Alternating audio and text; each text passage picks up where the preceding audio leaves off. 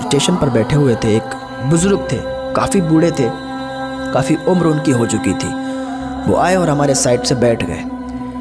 उन्होंने एक पन्नी निकाली, एक पॉलीथीन, उसके अंदर कुछ रोटी थी जो कि सूखी रोटी थी, और शायद कोई और चीज़ थी जो कि उन्होंने निकाल के वहाँ पर खाना शुरू कर दिया।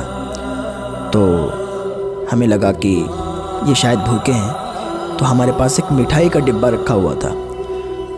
तो हमने उनको अपनी मिठाई का डिब्बा निकाला और उनकी तरफ बढ़ाया कि आप इसे खा लें, क्योंकि एक अजीब सा कलक लग रहा था, एक अजीब सा लग रहा था जब वो सूखी सी रोटी खा रहे थे। शायद 1-2 दिन की पुरानी रोटी थी और एक कोई और चीज़ थी, तो वो खा रहे थे, तो एक अजीब सा लग रहा था। तो हमने उनको अपनी मिठाई का डिब्बा दिया, तो उन्होंने मना कर दिया कि नहीं नहीं, हम यही खाएंगे। तो हमने उनसे ज़्यादा इसरार किया कि खा लीजिए खा लीजिए। तो उन्होंने मिठाई की एक पीस निकाली और खाने लगे। फिर हमने उनसे मालूम किया आप कहाँ से आए हो, और गंदे से लिबास में वो थे। तो उनसे मालूम किया कि आप कहाँ से आए हो, तो वो बताने लगे कि मैं कोई गरीब नहीं हूँ, मेरे पास तो इतना माल है कि अगर हम बैठे बैठे खाएं तो कई नस्लें हमारी खाएंगी।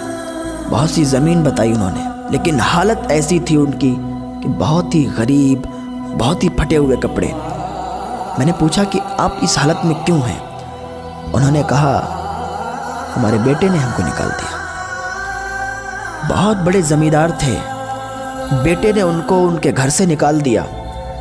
तो जब वो घर से निकले तो अपने बच्चों के गम में, उन्हें ये गम नहीं था कि उसके बेटे ने उनको निकाल दिया, घर से बाहर निकाल दिया। आप कहाँ रहेंगे, क्या खाएंगे, क्या पिएंगे, ये नहीं गम था। उन्हें गम ये था कि जिस बच्चे को, जिस बेटे को बचपन में पाला था, अपना खून पिलाया, मेहनत करके, मजदूरी करके उसको बड़ा किया, आज उसने मेरे ही घर से हमें निकाल दिया। और वो स्टेशन पर बैठे थे, उनके आंखों से आंसू निकल रहे थे, हमारे भी आंसू निकलने लगे। वो अपनी दर्द भरी कहानी बयान कर रहे थे कि हमारे पास कोई माल की कमी नहीं है, ज़मीन की कमी नहीं है, पैसों की कमी नहीं है, लेकिन हमारे बेटे ने हमको निकाल दिया, अब हमारे पास कुछ नहीं रहा। तो उनकी बातें सुन सुन के बड़ा अजीब सा लग रहा था, रोना आ रहा था। एक लोग साइड से बैठे थे, उनकी आंखों में भी आंसू आ गए।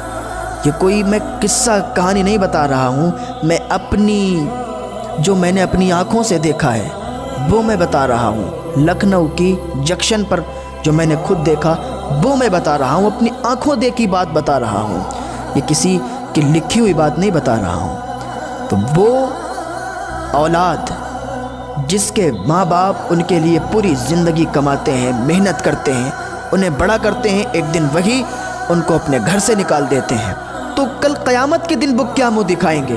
क्योंकि माँ बाप के कदमों के नीचे जन्नत है। क़यामत के दिन क्या मुँह दिखाएंगे? कैसे वो अपने मुँह को उठाएंगे? अल्लाह के हुजूर क्या जवाब देंगे? ये कि जिस माँ बाप ने बचपन से लेकर बड़े तक, जवानी तक उन्हें पाला, उन्हें बड़ा किया, उनके अरमान पूरे किए, और आज जब वो जवान हुए और उनके माँ बाप बूढ़े हुए, उन्होंने घर से निकाल दिया।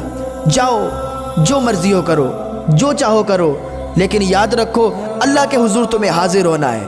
अगर तुम ये कहते हो कि तुम्हें अल्लाह के हुजूर हाजिर नहीं होना है, तुम्हें मौत नहीं आनी है, तो फिर जाओ जो मर्जी तुम्हारी करो, जो चाहो करो, लेकिन याद रखो ऐसा कोई शख्स नहीं है जो ये कह दे कि मुझे मौत नहीं आनी है, मुझे अल्लाह के हुजूर नहीं जाना है। ये जो 2 फरिश्ते हैं ना, हम जो बोल रहे हैं, ये लिख रहे हैं, इनका कलम चल रहा है।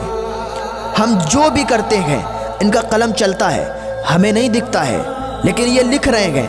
अगर हम ज़िक्रुल्लाह करेंगे, अल्लाह का जिक्र करेंगे, तब भी ये नेकी वाला फरिश्ता लिखेगा। अगर हम बदी करेंगे, बुराई करेंगे, तो ये फरिश्ता लिखेगा।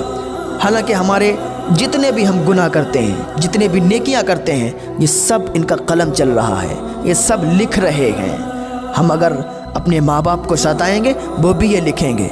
लेकिन याद रखें कल अल्लाह के हुजूर ज़रूर हाजिर होना है, अल्लाह को मुँह दिखाना है। अभी भी बाज आ जाओ, अल्लाह की तरफ आ जाओ, अल्लाह की तरफ लौ लगा लो, अपने माँ बाप की खिदमत करो, अपने माँ बाप को हर सुख दो।